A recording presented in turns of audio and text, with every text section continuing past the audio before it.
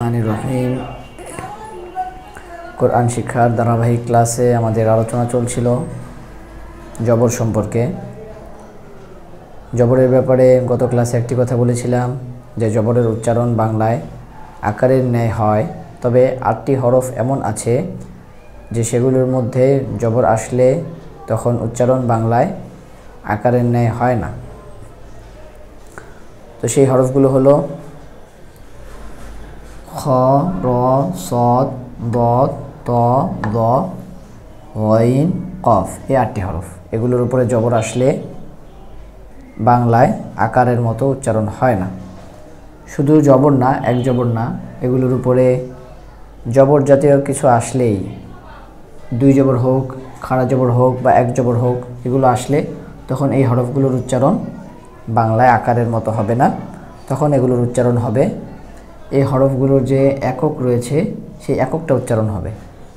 আর হরফের আরবি 29টি হরফের একক কিভাবে বের করতে হয় এবং কোনটার একক কি সেটা আগের ক্লাসে আমি বলেছি এবং দেখিয়েছি। অর্থাৎ আরবি যে হরফটা বাংলায় লিখতে গেলে বাংলায় প্রথমে যে অক্ষরটা আসে সেই অক্ষরটাই কিন্তু আরবি সেই হরফের একক। যেমন দদ লিখতে গেলে বাংলায় প্রথমে আসে দ, দদ বাংলায় লিখতে গেলে প্রথমেই দ আসে। তো এই দটি হচ্ছে দদের একক, আগের ক্লাসে দেখিয়েছি, তারপরেও একটু দেখাই। বাংলায় এই দদ লিখতে গেলে প্রথমেই দ আসে, তো এই দ, সুতরাং প্রথম অক্ষর দ, এই দটাই হচ্ছে দদের একক।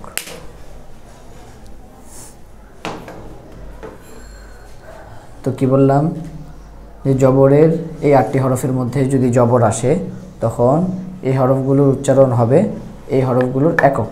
এই হরফগুলোর এককই হবে এই হরফগুলোর উপরে জবর আসলে এই হরফগুলোর উচ্চারণ। যেমন দদের একক দ, তো দদ জবর দ। খয়ের একক খ, খ জবর খ।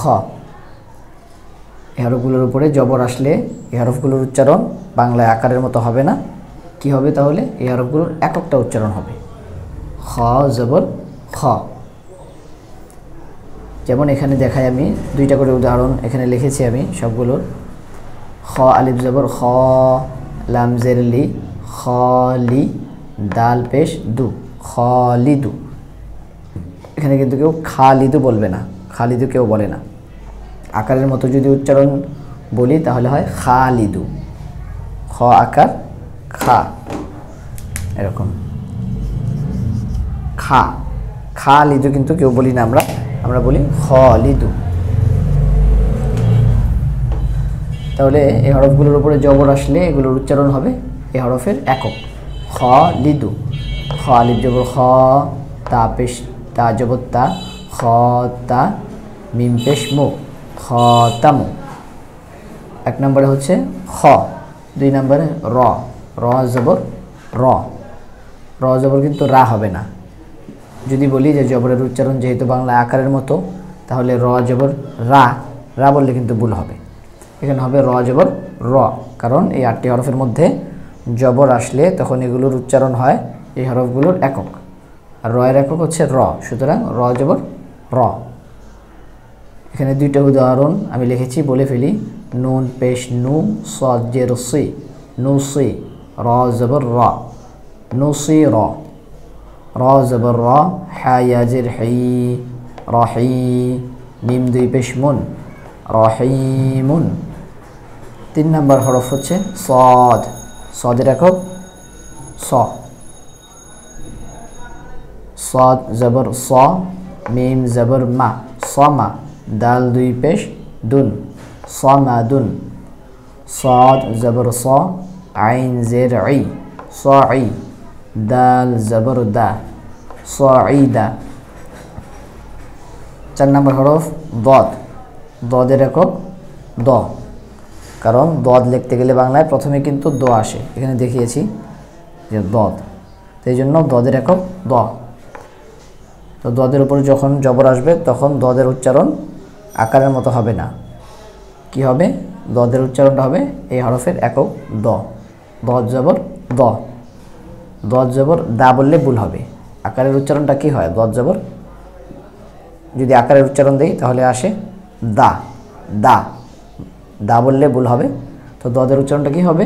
দ, দদ জবর দ, দদ জবর দ, মিম ইয়াজের মি, দ মি, র দুই পেশ রুন, ضمير, ضاد زبر ض, عين يازر عي, ضعي, ফা দুই পেশ ফুন, ضعيف।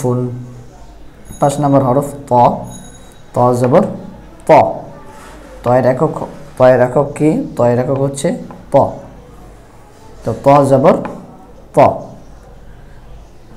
ত আলিফ জবর ত, লাম জের লি, طالي, বা দুই পেশ বুন, طالبun, ত আলিফ জবর ত, হামজা জের ই, طائي, র দুই পেশ রুন, طائرun।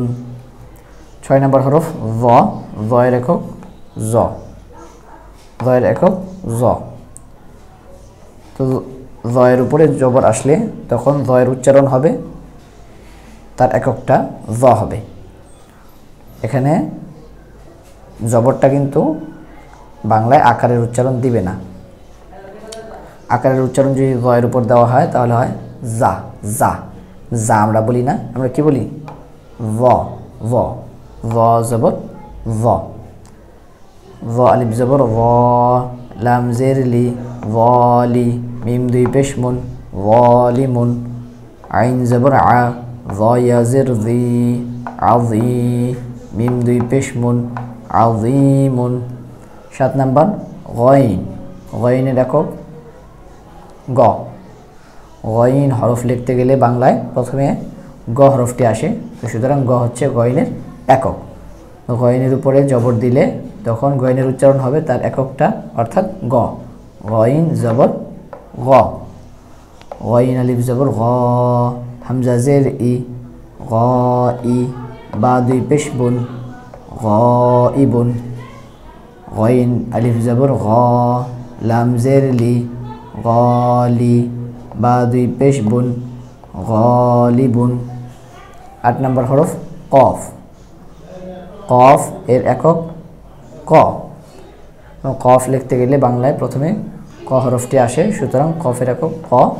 তো কয়ের উপরে জবর দিলে তার উচ্চারণ হবে তার একক, তো কফ জবর ক, কফ জবর ক, দাল ইয়াজের দি, কদি, র দুই পেশ রুন, কদিরুন, কফ জবর ক, সিন জবর সা, কসা, মিম দুই পেশ মুন, কসামুন।